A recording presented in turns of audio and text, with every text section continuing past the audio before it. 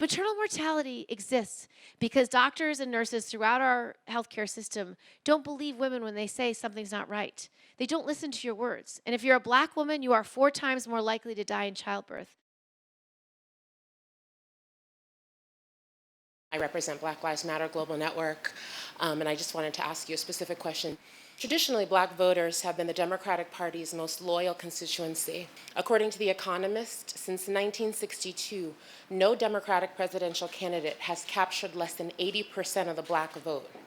Specifically, how do you plan to prioritize communication with Black folks to ensure the impact of our vote is earned? So the way I will address it is going directly to Black voters in their communities and talking directly to them about the issues they care about, listening to their concerns, absorbing their fears, their worries, their anxieties, and taking them on as my own cause, regardless of what they are and regardless what the solutions are. Because that's what you need. You need someone who will fight as hard as they would fight for their own children, whether or not they experience these racial injustices every day.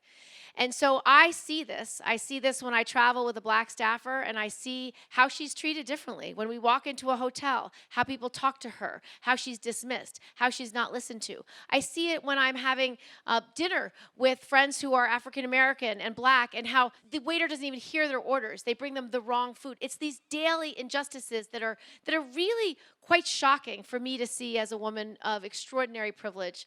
But institutional racism and systemic injustice is so pervasive, you have to do multilateral, multi-dimensional efforts. So in the economy, I can tell you when I was in Ohio and met with a Black-owned business, it was a man, a grandfather, who got a loan, one loan, probably 50 years ago, ensured that he could not only start his business, but he could have generational wealth for him, his children, and his grandchildren. And so I would use my SBA specifically to help businesses of color, Black businesses, get access to capital when they need it so they can not only create a business and thrive, but accrue real wealth. Because the wealth gap between Black and white Americans is real and it's growing. It's because of hundreds of years of institutional racism.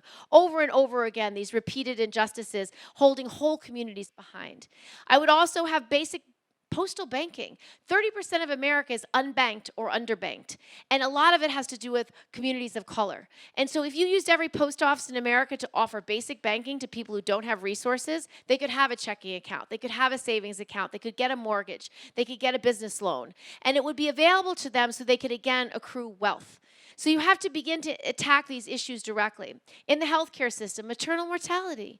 Maternal mortality exists because doctors and nurses throughout our healthcare system don't believe women when they say something's not right. They don't listen to your words. And if you're a Black woman, you are 4 times more likely to die in childbirth. So I have a comprehensive bill to actually say, you need to have better training in our hospitals. You need to have a set of equipment in every delivery room. So if a woman's about to bleed out, if a woman is suffering because of her delivery, that you can meet her emergency need accurately and effectively. It works. I also want to deal with criminal justice problems. The fact that we have cash bail. The fact that so many Black and brown Americans don't have access to $500 to pay bail so they don't have to be incarcerated. If you're incarcerated, you can't show up to work the next day. You're going to lose your job. You might lose custody of your child. There's so many impacts because of that lack of money. So I will abolish cash bail, but I'll also decriminalize and deschedule and legalize marijuana.